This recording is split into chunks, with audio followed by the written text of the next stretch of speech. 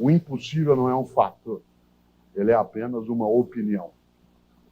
O impossível não é um fato, ele é apenas uma opinião. É impossível homens e mulheres terem direitos iguais, na tua opinião. É impossível que o Brasil tenha uma democracia sólida, na tua opinião. É impossível o Palmeiras ter um Mundial. Eu sou casado com uma palmeirense. Há uma comemoração aqui que acontece nos 3 anos mais recentes, mas que cessa. E eu sou santista, durante muitos anos fiquei tranquilo, agora ficamos ali, 9º lugar, 18º.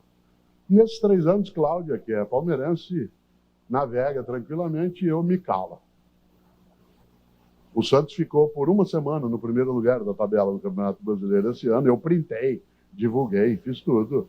E fui comemorar, falei, tá vendo?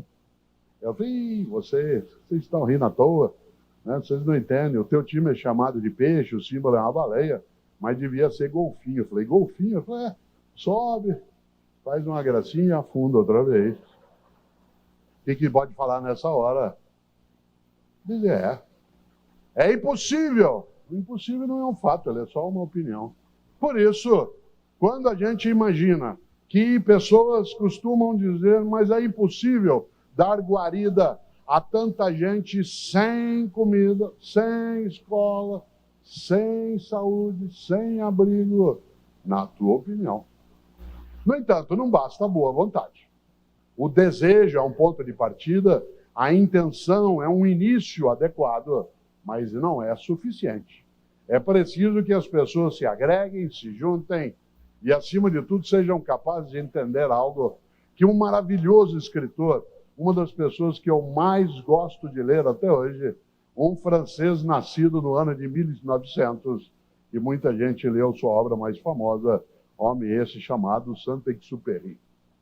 Saint-Exupéry, um piloto de avião e escritor que produziu um dia a obra O Pequeno Príncipe. A obra essa que fala de amizade, de pertencimento, de união, de solidariedade. O Pequeno Príncipe, que nos encanta até hoje e que o Saint-Exupéry produziu, mas ele também escrevia livros sobre aviação, afinal, ele que nasceu no ano de 1900, morreu em 1944 sobre o oceano, e aí o Saint-Exupéry, que era um resistente ao nazismo, aos democracidas da França daquele momento, ele se engajou no combate junto às tropas que buscavam eliminar o nazismo na Europa como piloto. E ele pilotava aviões de espionagem e foi abatido, né, em 1944 sobre o Mediterrâneo. E ele faleceu nessa condição, mas deixou uma obra inesquecível. Ele dizia, escreveu, cada pessoa é responsável por todas as pessoas. Cada pessoa é responsável por todas as pessoas. Interessante, porque essa foi uma das frases que eu mais disse durante todo o tempo pandêmico mais bruto. Cada pessoa é responsável por todas as pessoas.